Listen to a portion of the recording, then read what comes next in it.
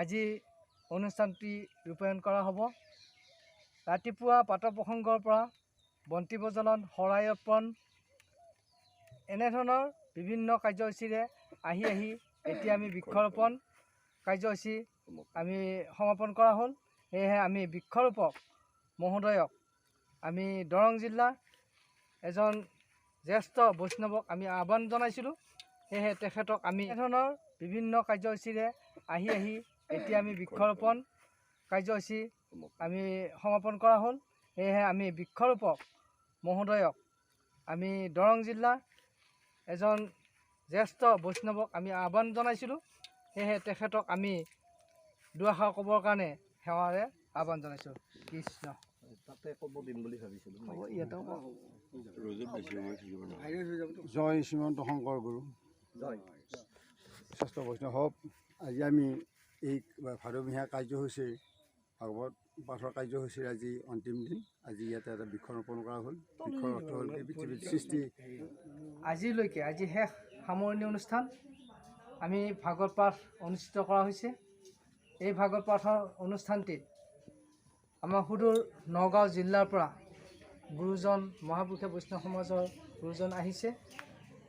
তেখেতক আমি দুআষাৰ ক'বলৈ আহ্বান জনাইছোঁ। তেখেত ইতিমধ্যে উপস্থিত হৈছেহি আৰু আমাৰ মহাপুৰুষীয়া বৈষ্ণৱ সমাজৰ একনিষ্ঠ গুৰু তেখেতে আমাক গোটেই মাহজোৰা ৰাতিপুৱা 5 বজাৰ পৰা আমি সন্ধিয়া 8 বজা 9 বজালৈকে আমাৰ ভাগৱত পাঠ গুণানুকীৰ্তন কৰা হয়। যথেষ্টখিনি ব্যাখ্যা হয়, যথেষ্টখিনি আমাৰ ইয়াত বৈষ্ণৱ বান্ধৱ গোট খায়। অকল মহাপুৰুষীয়া বৈষ্ণৱ সমাজৰ বৈষ্ণৱ বুলিয়েই নহয়, আমাৰ এই অঞ্চলৰ সকলো বৈষ্ণৱ বান্ধৱ আমাৰ ব্যাখ্যা গুৰুজনে দিয়া একান্ত মনে শুনে। আমি তাকে সাৰোগতলৈ আমি ইয়াত পালন কৰিম বুলি আমি আশা ৰাখি আজি গুৰুজনাক আমি দুআষাৰ ক'বৰ কাৰণে আজি শেষ দিনাৰ কাৰণে আমি সেৱা জনাইছোঁ। আমি মাইক্ৰফোনটো প্ৰভুগৰাকীক আগবঢ়াই দিছোঁ। কৃষ্ণ মাধৱ।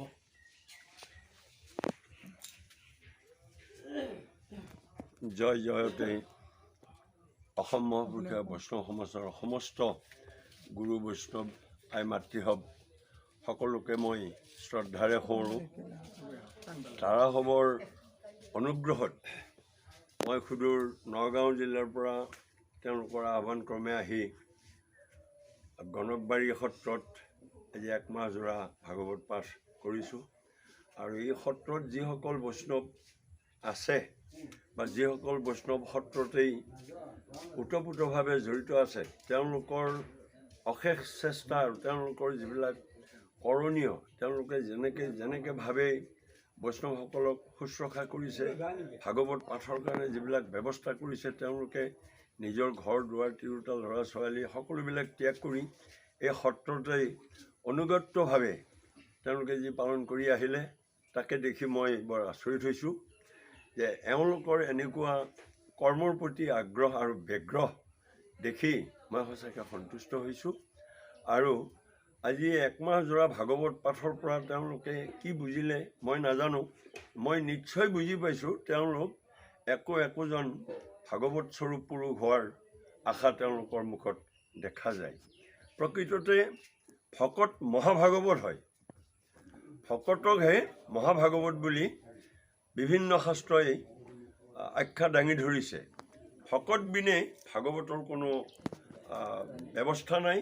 আৰু ভাগৱতৰ ব্যৱস্থা কেৱল মহন্তসকলক বা মানুহখিনিক সাজা আৰু ভাগৱতৰ ৰূপ দিয়াৰ এইটোৱেই গুৰুজনাৰ লক্ষ্য আছিল। মহাপুৰুষ শংকৰদেৱে এই মহাপুৰুষীয়া ধৰ্মটো উদযাপন কৰাৰ মূল বস্তু আছিল প্ৰত্যেকজন ব্যক্তিয়ে যেন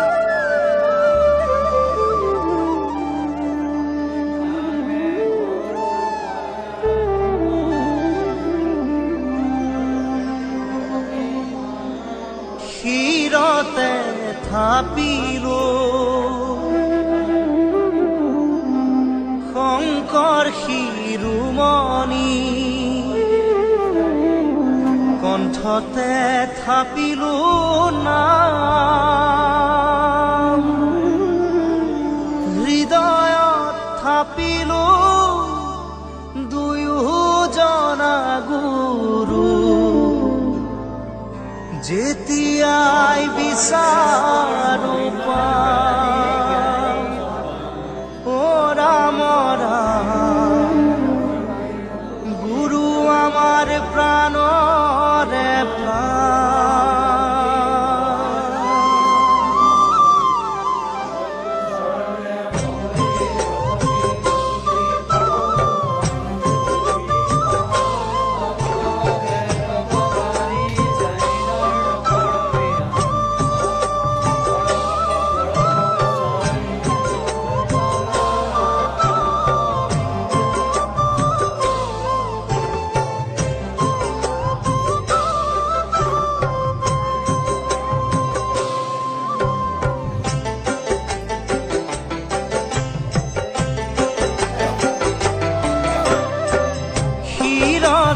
থাপিলো শংকৰ শিৰোমণি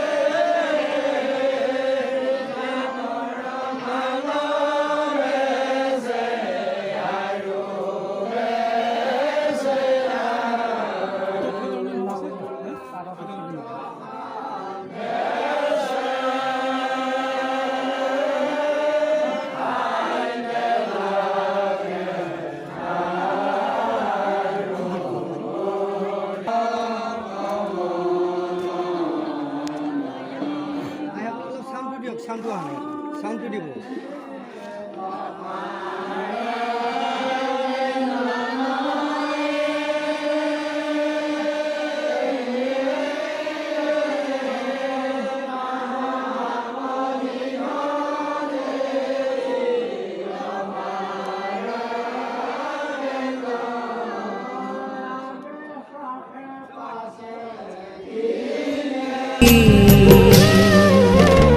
সংকট সময়ে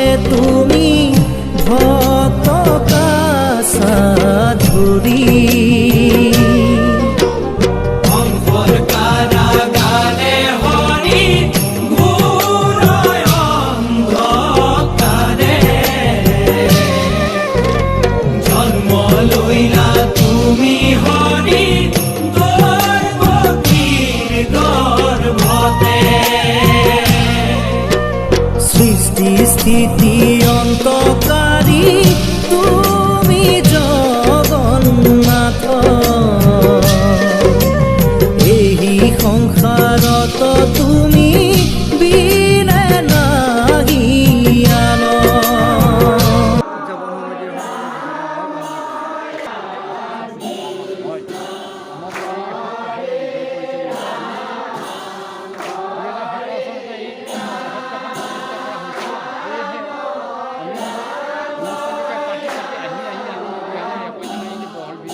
উদযাপন সমিতিৰ ৰাইজৰ সহায় সহযোগিতা বিচাৰি আছোঁ আৰু আমি চৰকাৰৰ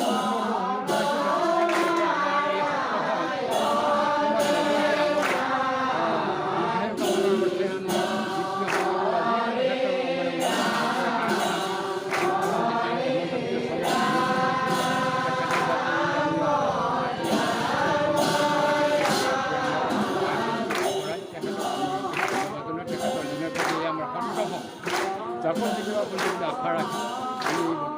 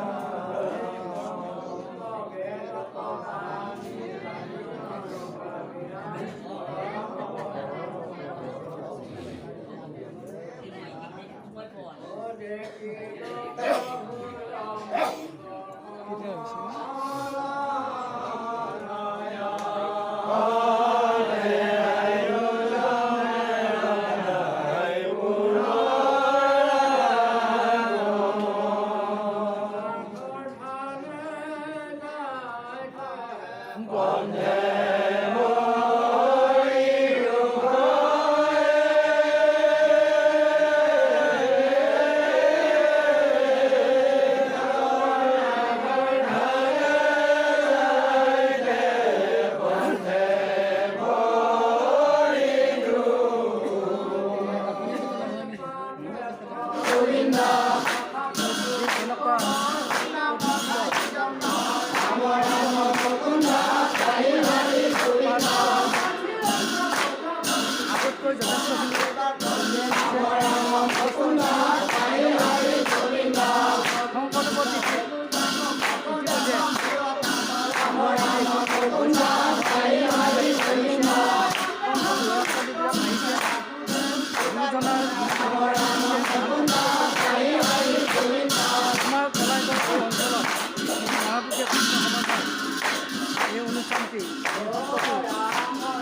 ইতিমধ্যে সুন্দৰভাৱে গঢ় দি উঠিছে। তাৰ কাৰণে আমি এই অনুষ্ঠানটো জীয়াই থাকিবৰ কাৰণে আমি নিজেও